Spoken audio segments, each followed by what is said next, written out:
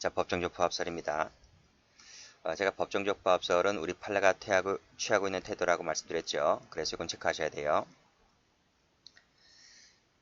제가 법정적 부합설을 이제 설명하려다가 앞에서 끊었죠. 그래서 이 부분을 새로 강의에 추가시키는데 이 종류가 추가됐습니다. 작년도 경채시험에서 이 종류, 구성요건 부합설, 죄질 부합설 이 출제가 된 적이 있습니다. 그래서 이 부분을 이제 새로 교재에 실었어요. 자, 실었다 하더라도 이 부분이 뭐 그다지 중요한 부분은 아닙니다. 공무원 시험에서 이 구성요건 부합설, 죄질 부합설까지 알 필요가 있는가 라는 의구심은 여전히 들어요. 과거에 그 사법시험에서 좀 다뤘던 부분인데 공무원 시험도 이제 난이도가 올라가다 보니까 이게 이제 출제 범위에 이제 들어오기 시작했네요. 그래서 이제 제가 이 부분을 이제 교재에 실었습니다. 자, 일단은 이 종류 부분은 일단 패스하고요. 나중에 설명드리고 일단 의부터 올라가 볼게요. 자, 인식한 사실과 발생한 사실이 법정적으로 부합하면 그 밑에 발생 사실에 대한 고의 기수를 인정한다는 것입니다. 그러면 이 법정적 부합이라고 했을 때 이 법정적은 무슨 의미냐는 거죠. 그래서 이 법정적으로 부합한다는 말은 구성요건이 동일하단 말이다 는 견해가 있는 거예요. 이때 구성요건은 조문이라고 제가 항상 늘 말씀드리죠. 조문이 똑같다. 조문이 똑같다. 이 조문이 똑같다는 견해가 이제 하나가 있는 거고요. 아니다. 무슨 조문이냐. 죄질만 같으면 되지. 라는 견해가 있는 거예요. 그래서 이 조문이 같아야 된다는 것이 구성요건 부합설이고 죄질만 같으면 된다는 것이 죄질 부합설인 거예요. 그렇죠? 그러면 이 죄질 부합설은요. 조문보다는 범위가 넓어요. 자, 그 예가 여기 나와 있죠. 여기 보시면 구성요건 부합설은요. 여기 니은 한번 보세요. 니은 전속살해죄의 고의로 보통살인의 결과를 발생시켰다. 그쵸? 이 조문이 다르잖아요. 이 전속살해는 250조 2항이고 보통살인죄는 250조 1항이잖아요. 조문이 다르면 착오로 보는 거예요. 여기서는. 그쵸? 그러니까 보시면 동일한 조문일 때, 즉 동일한 구성요건에 해당할 때 한해서 발생 사실에 대한 고의기수다. 그러면 니은 같은 경우 보세요. 전속살해죄와 보통살인죄는 조문이 다르다 보니까 이건 발생 사실에 대한 고의기수가 안 되는 거예요. 그래서 이 따라서 점점점 찍었죠. 그래서 이런 죄가 나오는 거예요. 전속살에 대한 미수와 과실치사가 되고 행위가 한 개다 보니까 상경이다 이렇게 되는 거예요. 그쵸? 자, 여기도 기억도 보시게 되면 점유이탈물 횡령죄의 고의로 절도죄를 범했다라고 했을 때, 그쵸? 죄질은 비슷하다. 죄질은 똑같잖아요. 남의 물건을 가져간다는 그 죄질은 똑같은 거예요. 그렇지만 조문이 다르잖아요. 조문이 다르기 때문에 발생 사실에 대한 고의 기수를 인정하지 않는 거예요. 그쵸? 그래서 이 구성요건 부합설에 따랐을 때는 발생 사실에 대한 고의 기수를 인정하는 범위가 상당히 축소가 되는 거예요. 반면에 여기 죄질 부합설을 가보게 되면 자, 점유이탈물 횡령죄의 고의로 절도죄를 범했다. 자, 위의 사례와 똑같죠? 똑같단 말이죠. 근데 제가 뭐라 그랬어요? 점유이탈물 횡령죄든 절도죄든 남의 물건을 가져가는 건 똑같은 거잖아요. 그쵸? 그래서 죄질이 똑같단 말입니다. 죄질이 똑같기 때문에 즉 죄질의 동일성이 인정되기 때문에 발생 사실에 대한 고의 기수를 인정한단 말이에요. 그리고 니은도 마찬가지죠. 전속 사례와 보통 사례가 조문은 다르더라도 사람을 죽인다는 그 죄질은 똑같잖아요. 그래서 이것도 뭐다? 발생 사실에 대한 고의 기수를 인정한단 말이에요. 그래서 결론이 뭐다? 이 죄질 부합설에 따랐을 때에는 구성요건 부합설보다 고의 기수 인정 범위가 넓어진다. 그런 말입니다. 그것이 작년도 기출입니다. 그래서 기출지문을 제가 넣어봤어요. 다음 페이지 한번 가보시면 여기 나와 있죠. 그쵸? 법정적 부합설은 구성요건 부합설과 죄질 부합설로 나눠지고 이 후자가 뭡니까? 이 죄질 부합설이죠. 후자가 전자보다 고의 기수 인정 범위가 넓어지냐? 넓어진다는 거지. 그치? 이 부분이 출제가 됐습니다. 그런 차원에서 두 견해를 보시면 돼요. 자, 됐고 그 다음에 내용을 볼게요. 자, 내용 전 시간에 제가 그 도표 다 설명드렸죠. 여기 보시게 되면 여기 구체적 사고실의 착오라면 그것이 객체의 착오든 방법의 착오든 가리지 않고 뭐가 된다? 발생 사실에 대한 고의기수가 된다. 나머지는 아닙니다. 그 밑에 칸 추상적 사실 착오는 뭐다? 그것이 객체의 착오든 방법의 착오든 발생 사실에 대한 고의기수가 되는 것이 아니라 뭐가 된다? 그때는 인식에 대한 미수와 발생 사실의 과실이 되는데 이것이 행위가 한 개다 보니까 이 죄와 이 죄는 뭐가 된다? 상경이다 이런 말이에요. 그래서 그 예가 나와 있어요.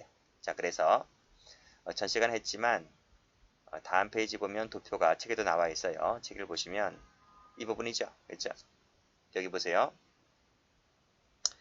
여기 법정적법설 나와 있죠? 그렇죠? 구제적 사실 착오의 경우에 그것이 객체의 착오든 방법의 착오든 가리지 않고 다 뭐가 된다? 발생 사실에 대한 고의기수가 된다.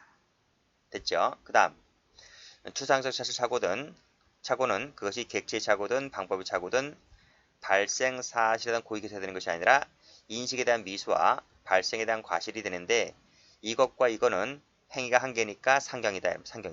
그쵸? 그런 얘기입니다.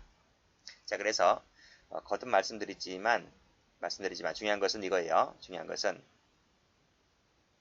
여기 이 부분 나와 있지. 각주 6번, 7번, 8번, 9번이 나와 있는데 제일 중요한 것은 8번이 제일 중요한 거예요. 그쵸? 구체적 사실 착오 중에서 요 방법의 착오 이 부분인데요. 여기지, 그치? 여기란 말이에요. 이 부분은 구체적과 법정적 밥설이 결론을 달리하는 유일한 파트다 이런 말이에요. 그쵸? 보세요. 여기를 보시면 자, 구체적 부합설하고 법정적 부합설 객체의 경우에는 똑같잖아요. 그쵸? 똑같단 말이에요. 이겨내든 전부 다 발생에 대한 고의기수와 발생에 대한 고의기수가 똑같단 말이에요. 이 객체의 경우에는. 그 다음 추상적의 경우에 객체든 방법이든 이거든 간에 요 견해와 요 견해는 똑같잖아요. 그쵸? 유일하게 결론을 달리하는 파트가 요 방법의 착오란 말입니다. 그래서 이 부분과 이 부분이 서로 결론을 달리한다. 그래서 요것만 알아두어도 문제를 푸는 데 있어서 속도가 엄청나게 빨라요. 아시겠죠? 됐고. 자, 그러면 다시 한번 가볼게요. 자, 여기죠? 여기입니다. 그리고 새 교재에 또 추가된 부분이 하나 있어요. 그것이 뭐냐면 병발사례인데 이 병발사례도 동그라미 1번에 준해서 보시면 돼요. 그리고 이 병발사례는 경간부하고 검찰직 하시는 분만 보시면 돼요. 뭐 승진하고 채용까지는 좀 무리가 있고 굳이 그분들은 보시지 않아도 되지만 이 동그라미 2번은 경찰 간부와 검찰직 7급, 9급 하시는 분들만 보시면 된다. 이거예요. 어떤 문제를 풀다 보면 특히 검찰직 문제를 풀다 보면 이 병발사례가 하나씩 나와요. 그래서 제가 이번에 교재에 다 넣어놨어요. 원래 이것도 다 있었는데 제가 그 공무원 시험에서 이 정도까지 나올까 옛날 다 사시에서 다 배웠던 것들이거든요. 그때 다 제가 처음 교재를 썼을 때 다 들어가 있었던 것이었고 추세가 그 2010년도 이후부터는 거의 경찰직에서는 그 이름 파트가 나오지 않았잖아요. 그래서 이제 이 부분을 뺐었던 것인데 이제 경찰직도 이제 형법이 필수가 되다 보니까 이제 앞으로 난이도는 상승할 것이고 그렇다 보면 이 과거의 사시 문제라든지 검찰직 문제를 한두 개씩 빼온단 말입니다. 출제자가 이제 교수가 들어갔기 때문에 그래서 이제 이것도 넣어봤어요. 자, 됐죠? 자, 비판 볼게요. 비판. 자, 이건 어떤 비판을 갖고 있을까? 여기서는 뭐다? 고의 종류를 일반화시켜서 추상화시켜서 일반적 고의를 만들었다는 점에 문제가 있는 것이다. 이런 말이에요. 그쵸? 그런 얘기입니다. 원래 고의라고 하는 것은 특정적 고의를 말하는 거잖아요. 그쵸? 그쵸? 근데도 불구하고 일반적 고의를 만들었다는 점에 문제가 있다. 이런 말이에요.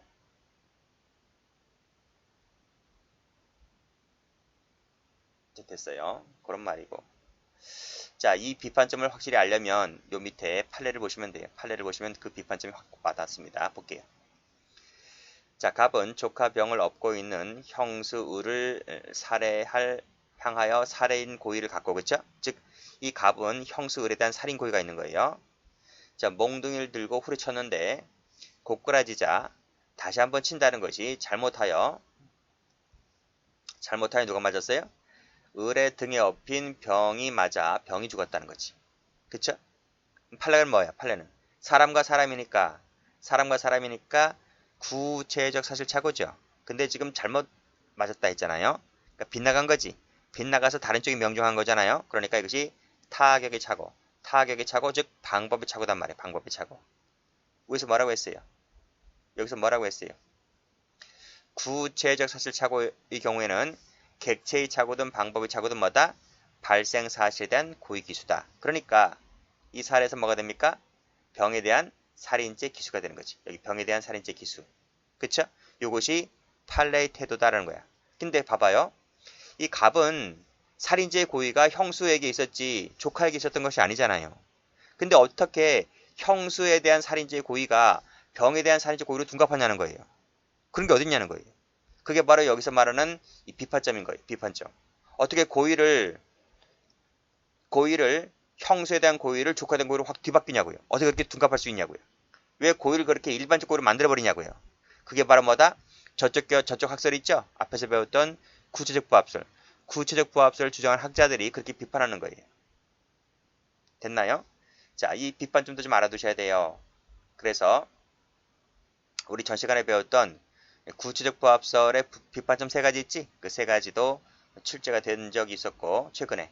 그 다음에 법정적 부합설의 비판점은 최근에는 출제가 되지 않았었는데 뭐 저쪽 견해에서 비판점이 출제가 되었기 때문에 이것도 당연히 출제가 된다라고 봐야 되겠죠. 앞으로는요. 이런 것들도 각각 밑줄 그어두시고 이 법정적 부합설은 비록 판례가 취하는 견해이긴 하지만 이런 비판을 갖고 있다는 것도 좀 알아두셔야 돼요. 자, 됐어요. 자, 다음 숭륜거력 사건 볼게요. 여기도 한번 보세요. 갑은 을과 그의 처를 살해하려고, 즉 을과 처에 대한 살인죄 고의가 있단 말이죠. 농약 한 포를 숭륜거력에 투입하여 누워두었는데 이러한 사정을 모르는 장녀병이 먹고 죽었다. 그쵸? 갑은 장녀를 죽이겠다는 생각이 없어요. 을과 그 처에 대한 살인죄 고의가 있는 거지. 근데 판례가 뭐라 그래요? 장녀에 대한 살인죄 고의를 인정하잖아요. 그쵸? 그러니까 사람과 사람이다 보니까 구체적 사실 착오가 되고 농약거력이 잘못 날아갔으니까 타격의 착오, 방법의 착오가 되는 것이단 말이에요. 근데 판례가 뭐라 그럽니까? 이것도 발생 사실에 대한 고의 기수다 이런 말이에요. 자, 그럼 밑에 판례. 갑은 하사 을을 살해할 목적으로 빵 쌌는데 이를 제지하려고 갑 앞으로 뛰어들던 병장병이 맞아 죽었다. 판례는 뭐라 그래요? 이것도 사람과 사람이니까 구체적 사실 착오죠. 빗나갔죠. 방법의 착오란 말이에요. 판례는 뭐라 그래요? 발생 사실에 대한 고의 기수. 그래서 뭐다? 병에 대한 살인죄 기수 이런 말이죠. 자, 그 다음 갑이 을 등 3명과 싸우다가 힘이 딸리자 이들 3명을 상대로 칼을 휘둘렀어요. 그러니까 이 사람은 상해죄의 고의는 이들 3명에 대한 상해죄의 고의가 있는 거예요. 근데 이를 말리려던 피해자 병이 칼 맞고 다쳐요. 갑은 병에 대한 상해죄의 고의가 없어요. 3명에 대한 상해죄의 고의가 있지. 근데 판례는 뭐라 그래요? 사람과 사람이고 빗나갔으니까 방법의 착오죠. 타국이 착오죠. 판례가 뭐라 그래요? 병에 대한 상해죄 기수를 인정한단 말이에요. 과실치사가 되는 게 아니, 과실상해죄가 되는 것이 아니라 병에 대한 상해죄 고의 기수. 됐죠? 그렇게 보시면 됩니다. 자, 이제 끝났어요. 이제 마지막으로 이제 추상적 부합설인데 이 추상적 부합설은 공부할 가치가 없어요. 우리 여기 보시면 여기 이제 학설이 두 가지가 있잖아요. 학설에서 구체적하고 법정적만 알고 계시면 돼요. 제가 법정적은 판례라고 했죠. 다수설은 어딜까? 제가 다수설은 법정적이라 써놨는데 제가 학교 다닐 때는 이 구체적이 다수설이라고 그랬어요. 구체적이. 제가 학교 다닐 때는. 근데 그 몇 년 사이에 일부 학자들, 신진세대 학자들이 일로 옮겨갔단 말이에요. 그래서 우리나라는 지금 존재하는 전국에 있는 대학교 뭐 퇴임하신 교수분들 포함해서 구체적하고 법정적 학설밖에 없어요. 취하는 견해가. 추상적 견해는 없단 말이에요. 우리나라에서. 어느 누구도 추상적 부합설을 취하는 견해는 없어요. 그럼 이 견해가 어떻게 우리 교재에 실렸는가? 뭐 제가 실렸나? 제가 실었나? 우리 법대 전국에 있는 법대 교수뿐만 아니라 법대생들이 많이 보는 그 바이블이라고 하는 그 책이 있잖아요. 제가 어떤 책인지는 이름은 되진 않겠지만 그 책을 위주로 해서 대부분의 책들이 이 교재를 싣고 있어요. 이걸 왜 싣고 있느냐? 우리나라에 있는 교수들이 대부분 유학파들이 많잖아요. 예전에는 전부 다 독일 쪽으로 갔단 말이에요, 유학을요. 미국 가는 분들도 별로 없고 일본 가는 분들도 별로 없는데 있긴 있어요, 간혹. 근데 그분들이 국비 장학생으로 미국이나 일본의 유학이나 독일 갔다 왔을 때 뭔가 공적이 있어야 될 것 아니겠습니까? 그러니까 거기에 있는 그 나라에 있는 책들을 베껴 오는 거야, 베껴 오는 거야. 토시 하나 안 틀리고 베껴 와요. 연구도 안 해. 그냥 베껴 오는 거야. 그래서 그 중에 일부 대학교, 일본에 있는 대학교 교수, 일본에서 유명한 책 있잖아요. 법대 그 책, 형법책. 그 유명 제일 잘 나가는 책. 그 책에 있는 걸 베껴왔단 말이에요. 이 추상적 부합설이. 그래서 이 추상적 부합설은 일본 학자들 견해이지 우리나라 격제 견해가 아니에요. 일본 애들과 우리나라의 정서가 약간 다르잖아요. 생각하는 것이. 어느 나라든 간에. 그렇잖아요. 근데 어쨌든 베껴왔기 때문에 이 책에 실리긴 실렸는데 우리나라에서는 취향 견해가 없다. 그래서 이 추상적 부합설이 시험에 잘 나오지 않습니다. 보통 대부분의 문제, 10문제 중에서 7, 8문제가 만약에 나온다면 구체적과 법정서를 물어봐요. 그 이유가 우리나라의 학자들 견해이다 보니까. 그래서 원래 추상적 부합설을 물어보면 안 돼요. 근데 물어보는 견해는 뭐냐면 우리나라 법대 책에 교재에 실려 있으니까. 그래서 내는 것 같아요. 원래 내면 안 되는데. 그리고 낸다면 이걸 내야 돼요. 만약에 낸다면 이 부분이지. 구체적 사실착오 중에서 요 객체 착오만큼은 이견에든 어느 견해든 전부 다 발생사실에 대한 고의 기술을 인정한다는 거예요. 요 객체 착오에서만큼은 그거 물어볼 수 있어요. 나머지는 견해가 다 틀리죠. 방법이든 객체든 방법이든 밑에 추상 구체적 법정적 추상적 요 하나 둘 세 개 사례의 경우에 있어서는 물론 이제 이견화와 이견에는 요 일치하는 부분도 있긴 하지만 추상적이 완전 이상한 견해를 취하고 있다 보니까 완전 이상한 결론을 취하고 있다 보니까 이 세 개의 사례의 경우에 있어서는 결론이 똑같은 부분이 없단 말이에요. 그래서 유일하게 결론이 같은 부분은 구체적 중에서 객체 착오뿐이란 말이에요. 그래서 원래 시험을 내려고 한다면 이것만 내야 돼요. 이 세 개의 견해를 물어봤을 때는 이 부분을 내면 안 돼요. 일본 학자 견해인데 이건. 그치? 그래서 밑에 기출 여기 각주 가보시게 되면 여기 나올 거예요. 여기 나오죠? 7번 나오죠? 7번. 구체적 중에서 요 객체의 착오만큼 요칸이잖아요. 요칸요. 요 객체의 착오만큼은 이위 세 가지 학설 견해가 똑같다 이거지. 요것만 알면 된단 말이죠. 근데 이걸 물어본 적이 있다는 거지. 경감부에서. 최근 몇 년 전에. 경감부니까. 그래서 이 부분은 제가 또 말씀드려요. 일반 경찰 준비하시거나 승진하시는 분들은 보지 마세요. 대신 경감부나 7급 하시는 분은 보시라고. 경감부나 검찰직 하시는 분은 보시라고. 법원직도 볼 필요 없어요. 거기 기출문제집 가보면 그게 나오거든요. 자, 그러면 뭐 중요한 견해는 아닌데 보면 추상적 부합설이라고 하는 것은 범죄 의사의 기초를 두는 거야. 기초해서 범죄가 발생했다면 그것이 인식과 발생이 추상적으로 부합하는 한도 내에서 발생 사실에 대한 고의기술을 인정하되 다만 이 부분이 범죄 의사라는 주관적에 기초한 것이다 보니까 고의기술을 인정하는 범위가 넓어지다 보니까 15조 1항을 가지고 어느 정도 제한을 하려고 하는 거예요. 그래서 이 동그라미 1번 구체적 사실 착오 그게 객체든 방법이든 간에 이 부분에서는 모두 가벌적이라는 점에서는 겹치는 부분 일치하기 때문에 발생 사실단 고의기술을 인정한다. 그래서 요 구체적 사실 착오 있죠? 객체든 방법이든 간에 법정적과 똑같이 법정적과 추상적은 이 견해가 똑같아요. 이 견해가 결론이 똑같아요.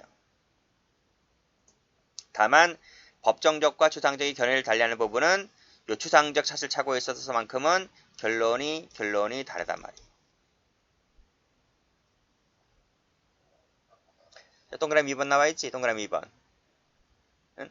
중한범죄와 경한범죄 사이에 걸쳐서 착오가 있을 때 항상 이 가변 범죄 이 범위 내에서는 추상적으로 겹치는 부분이 있기 때문에 요 뭐다? 경한 범죄에 있어서만큼은 고의기술을 인정한다. 그것이 기억 사례든 니은 사례든 똑같이 경제기술은 어느 견해를 취하든 다 인정한단 말이에요.